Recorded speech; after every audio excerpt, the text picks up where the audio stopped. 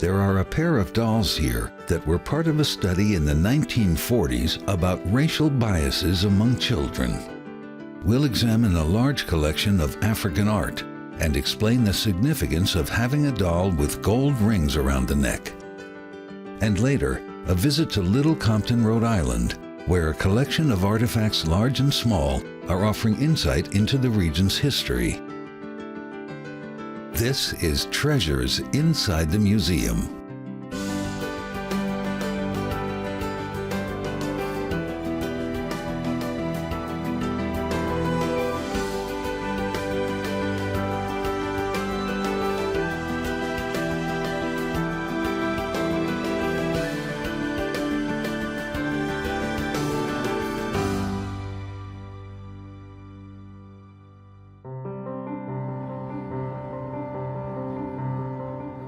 Tucked away in a mall in North Attleboro is a place that is full of surprises. The National Black Doll Museum of History and Culture is the result of one family's interest in collecting dolls that evolved into a passion for so much more. When you say the Black Doll Museum, people think there are just dolls on the shelf. We say history and culture because culture is everything. That's what I think I like about this here, because it's a museum of history and culture as well. There's a story to tell about dolls and where dolls came from and how do we get them and where do you start? And I have to start in Africa. My biggest thing is that I love people. So I go to the Irish Cultural Center and I learn all about their history. And I go to the synagogues and I go to all these different places because I want to learn. But I need to learn about me. And I feel like, so how do I teach that to people so that they're they can find some ease with it? We're gonna do it with the dolls, right? And we're gonna, because everybody has a doll and everybody has a doll story. And so this history here just lets people know that you can accept people and learn about people from some simple items, a doll. Every gallery here, each exhibit space, is a tapestry of color, rich in culture and stories waiting to be discovered. Make no mistake, there are all types of dolls here. Collections even include a variety of action figures, including these Barbies and G.I. Joes. This one portrays the Tuskegee Airmen.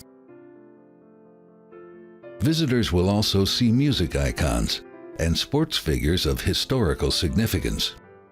A number of toy manufacturers and collections are represented here, like Integrity Toys, Our Brown Boy Joy, and Huggy Beans. But this museum is more than a collection of toys from Grandma's attic. A lot of times people think that dolls are playthings, but we have to remember that dolls are actually artifacts of history. This is a 17th century piece. It's called a Moba Divina, which is an artifact of religion, right, in Africa. My sister brought this piece back in her many travels that she did on that continent. It represents the basic form that artists use today, that everybody uses a basic form. When you do a stick form, when you go to create a doll, if they're doing it and if they're sculpting a doll, you have to start out with a basic, and this was the basic. They're an artifact of history. They tell stories. Dolls, the stories that they tell are of the artists that created or the manufacturer. They can tell you about the time when what was going on. I look at them, and we have to get people to look at them as artifacts of history, to tell all the stories. Who made it? Who kept it? Why'd you buy it? What did it tell you when you bought it? How old it is? What was going on during that time period? And a lot of times when people sculpt and create dolls, that's what they're doing. Deborah Britt's love for collecting dolls started at a young age, but growing up, she couldn't find one that looked like her, until one day her grandmother came home with a solution. And she brought home a doll, and she took the doll and she put it in Rit dye. And she dyed that doll black. And then she did the hair over and she did the clothes over, and that's how I got my first black doll. It wasn't long before 1 became 2, 2 became 4, and so on and so on. Today, the dolls on display not only chronicle the evolution of black dolls, but also offer insight into the cultures where they originated. This group is part of a collection called Dark Treasures. In Africa, they don't have dolls like we have dolls traditionally. So when you look at pieces of dolls, they're hand-carved, wooden, stuff like that. And the dolls were usually made for spiritual, educational, religious reasons. Most of the dolls in Africa are done by men because men had a lot of downtime. So women were raising children, women were cooking, men were fishing and hunting. So when you're fishing and hunting, then you have time to do this kind of stuff. You can bead, you can sit there and you can do the beading and stuff, and you can tell the stories and stuff.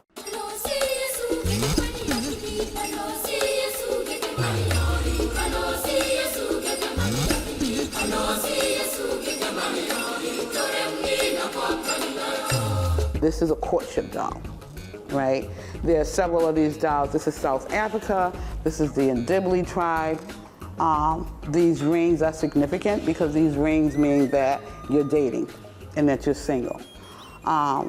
So when your boy wants to get married, he wants to date a girl, he would create this doll, put it on the doorsteps, and then the family, if they accepted his desire to date their daughter, they would bring the doll in. When they brought the doll in, the girl would get rings on her neck too. And then that would symbolize that she was dating and she was seeing somebody, and that it was okay with the parents. When you get married, those rings come off. Your neck is now elongated, and you have stature in your community, and you don't have to work so hard. The Dark Treasures collection includes dolls from different parts of the African continent. They're all handcrafted and made using whatever the creators could find. So this is an example of an African Rapt doll. It's recycled. Actually, it's just a water bottle, and this is the spray cap. My grandmother actually taught me to make this doll. She took a bottle and filled it with some rice and used the fabric and wrapped it. The rice on the inside represents any fears that you have. And on the outside, you just put all your hopes and dreams. Another type of handmade doll is the subject of different interpretations.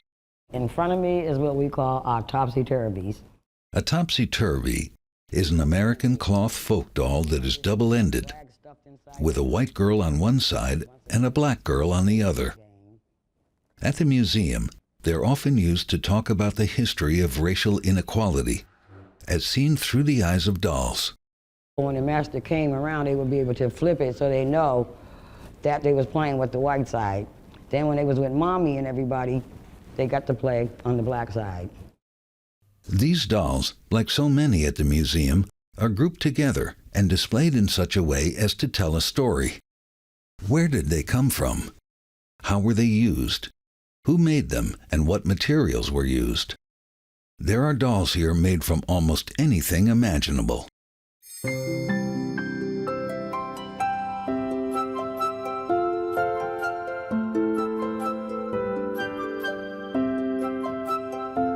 There are baby dolls and senior dolls.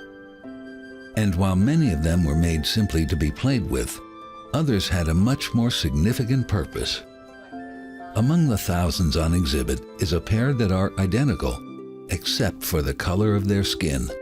These dolls represent a study done back in the 1940s by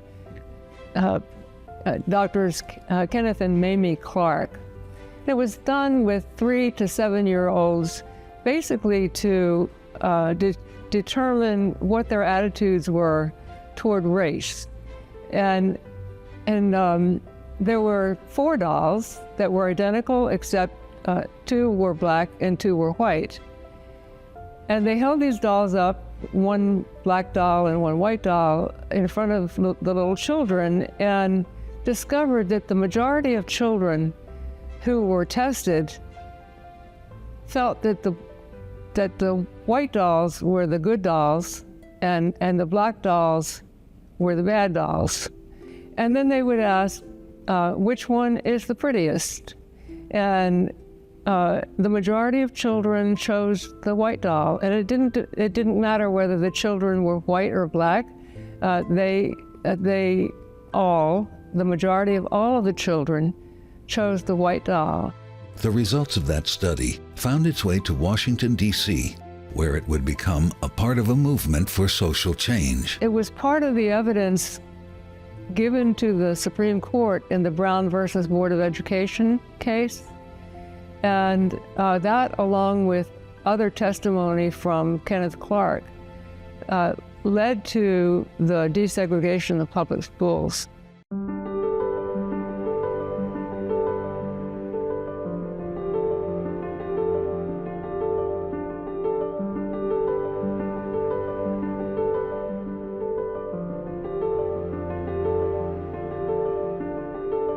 Understanding and preserving the history of dolls is an ongoing process. Every time a new face is added to the collection, the research begins and another chapter is written.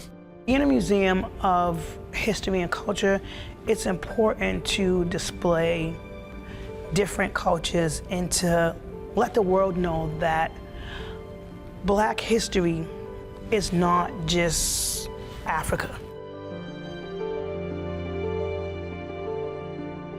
These dolls are a part of the historical section, with the dolls coming ranging from 1870s to 1930s, U.S. and Europe, right? Because during the 1870s, these are bedpost dolls. These are like the best dolls ever. If you look at them, because we used to have the great big beds and we had those posts on the top. And what they would do is they would carve them and they would put the features in them. So they're completely wood. The whole things are wood. And then the clothing, most of the time the clothing that was done, they're all hand stitched, but they were rags when they made the dolls. That's what they did, they were rags. But this is the same time period, but this was in Europe, right? This doll right here is from Germany. This is Simon Helbig, and it's a German porcelain doll.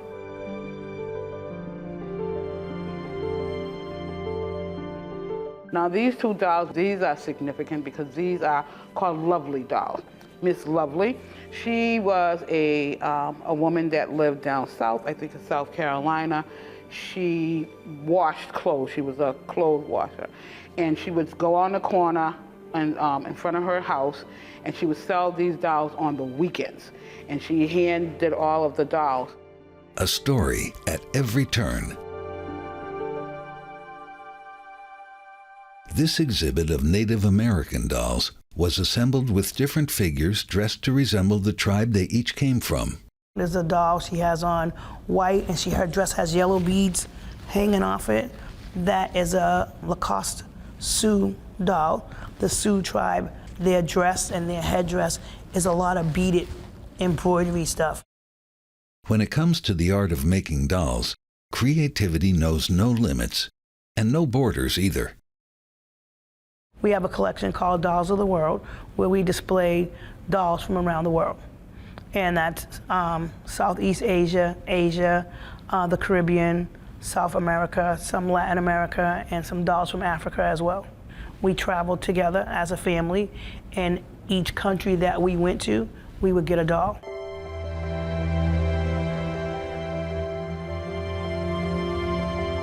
This doll is a doll from Russia. It was sent to us by a woman in Russia, and I want to show this doll because people don't think you will find a Black doll in Russia. But there's a doll artist in Russia, and I believe she's a Caucasian woman that creates these dolls. People think of Russia, you think of the nesting dolls come out of Russia, but Russia also has a big doll community as well. But it's another doll in the international collection that Felicia has a personal connection to. I have this doll right here. She's from Vietnam. My uncle was in the Vietnam War, and when he came back from Vietnam, he bought us this doll. I mean, I'm 9, maybe a little younger than 9 years old when that was going on, so I didn't really understand what was happening until maybe some years later. But then I was interested on how those children lived over there. And, you know, I got a doll, but it wasn't a play doll. Because most people think of dolls just as a plaything. For me, growing up in the community that I grew up in the world that I grew up in, it was always hard to find a doll that looked like me, or dolls of even different cultures. So I think for my uncle, being in the war, coming back and having nieces, he's seen a doll, and that's a natural gift that you want to give somebody, or you want to give a child, would be a doll. And so as a souvenir doll coming from Vietnam. The impact was the features of the doll were different than regular dolls that I saw, and just having a doll that was different than the traditional white doll was impactful, because now I had a doll from a different culture. Today, that doll remains a personal treasure on display at the museum.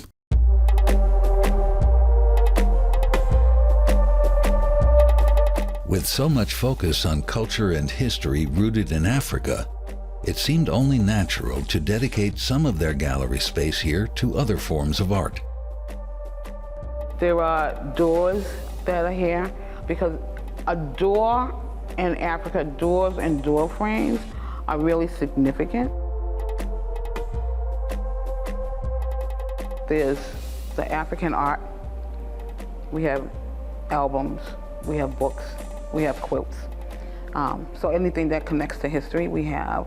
But this large African art section that's behind me, this big guy up here is a protector.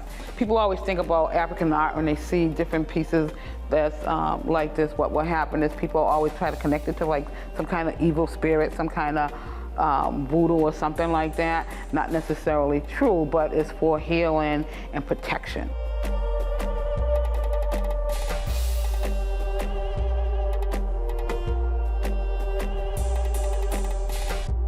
Ultimately, what's really being protected here is the story of us and the rich cultures that surround us. In people's minds, when they think of a doll museum, they're expecting to see Barbie, or they're expecting to see a baby. They're not expecting to be able to hear stories on history. Everybody has something in their house that's significant, that they can start a collection and tell a story, and tell their family story and hold on to that history. That's why this place is important. Not just about the dolls, it's about being able to relate to people and teach people and learn from people.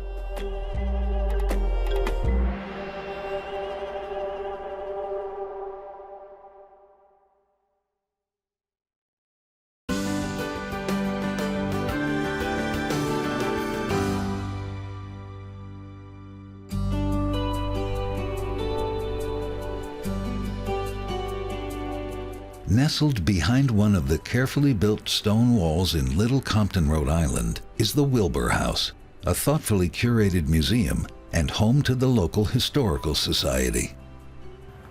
The property includes several buildings that allow space to cover almost every aspect of history from this rural community. One of those buildings features exhibits that offer insight into daily life in Little Compton in years gone by. A big part of that history revolved around farm life. This innovative piece of equipment allowed for butter to be churned using the power of sheep.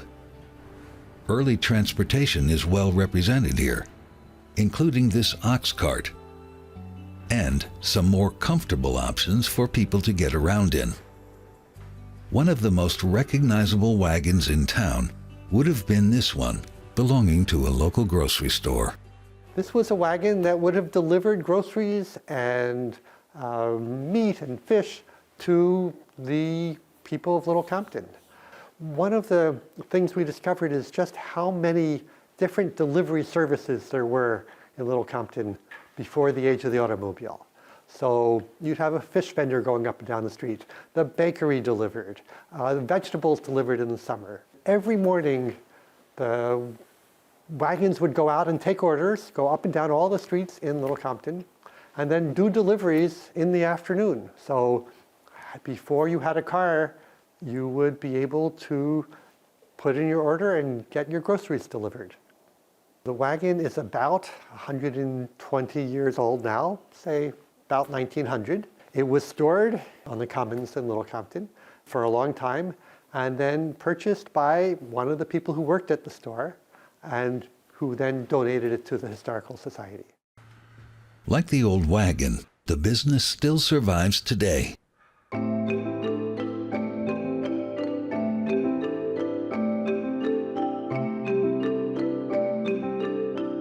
The Historical Society here maintains an extensive collection of artifacts from the area, including some that predate the arrival of Europeans. These are historic items, both discovered by community members in Little Compton. The first that I'd love to talk about is this copper selt, or small axe. This is a ceremonial item. It would not have been used for heavy work. It may not have been used for work at all, but it's especially beautiful and symbolic item, and it would have shown everyone in the Seconic community that the person who owned this item was special and had a special status. It was recently analyzed, along with the point, by archaeologist Kevin Smith, who's been working with us on our Seconic History Project. And Kevin informs us that this selt is 5,000 years old, and that the copper that it's made of actually comes from Lake Michigan. And so that completely expands our idea of the lifestyle of the Seconic Wampanoag people who were here 5,000 years ago by telling us that they had trade networks that stretched all the way to the Michigan area. This is what is sometimes called a kettle point. It is made from European copper that was specifically brought here, imported here to trade with native people. I think these items are particularly important treasures for us at this moment in time, because we have dedicated the last few years and the next few years to gaining a deeper understanding of the Seconic Wampanoag people. And we're doing everything within our power to learn more about their history and also to reconnect with living Wampanoag people. Another connection with the past has been made with a series of contemporary paintings. This is an imagined portrait of a woman who lived during the American Revolution. Her name is Sarah Tommpkins. The painting was done by Dora Milliken, who read Sarah's story and was inspired to create this portrait. And what we love about Sarah Tommpkins is that she was a working class woman whose personal story during the Revolution happened to be preserved because she filled out her husband's Revolutionary War pension application. This is what Sarah wrote in her pension application. Nathaniel was much in the service before as well as after our marriage, before the close of the war. When my husband was away in the service, I had to do, and did, many things, out of doors, that women in this town think they cannot do. We suffered great privation at that time. So part of what I love about this and her words is that we have this misconception of farm work being men's work. And really that's just not true. I think a lot of families tried to pretend that the men did the work and the women were preserved or saved for more indoor work. But time and time again, we have evidence of women, even from much wealthier families, having to go out in the fields and work alongside their fathers, their brothers, their enslaved men, their indentured servants, in order to get the farm work done. Because if you didn't complete your farm work, you didn't survive the winter. Another painting in the series depicts an enslaved woman named Jane. During the Revolution, while hiding from the British, her son Caesar volunteered to serve a 3-year term in the army in exchange for his freedom. Caesar was killed before completing his service, making Jane what would today be considered a Gold Star mother.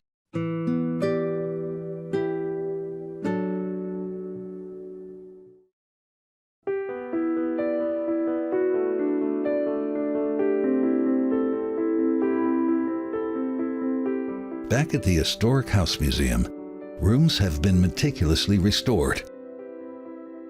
Guided tours include stories about different witches' marks that are located in a few different rooms in the old home. What are these marks? Why were they put here? And the reason why they were put here is because even though this family was practicing Quakers, and even though the people in the Waite Potter house were also religious, there was still this sense of superstition, I guess you could call it, in beliefs on how to keep your people protected, especially from evil spirits or from evil sicknesses. These here are jail marks, and so they would be literal bars of light in the spirit world that would prevent the people from, prevent the bad spirits from coming into the house. And these here are the most interesting in my opinion.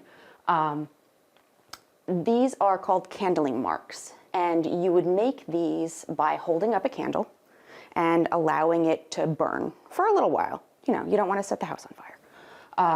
When you take it off, it cools a little bit, you actually scratch into it to make it deeper. And the idea behind that is you're actually creating a brighter and brighter and brighter mark against those evil spirits in the spirit realm. So if the spirit realm was the exact opposite of what we have here, just imagine everything looking as it does, only instead of these marks, there are these just bright symbols of light. And that is scary to all of the evil spirits. So they won't come down into this chimney, they won't come into your house because they're afraid of these marks. And you would find marks like these near windows, near doors, over the chimneys, any place that would be open to the outside where someone, some evil spirit might be able to come and get you. These marks have been dated to right about the time of the Salem witch trials, offering an explanation, perhaps, as to why a Quaker family would have sought out this kind of protection.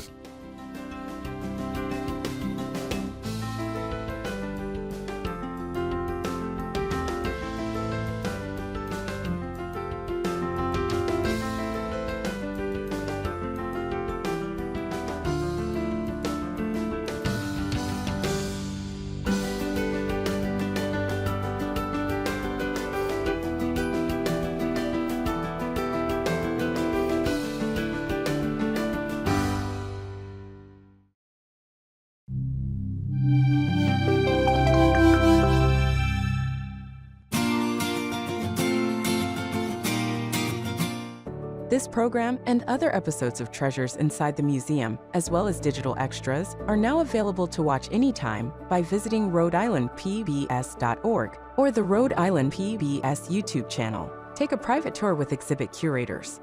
Get an inside look at the conservation process and go behind the scenes to see hidden treasures. Whether you are interested in artifacts, paintings, photography, architecture, or history, you'll be inspired to learn more.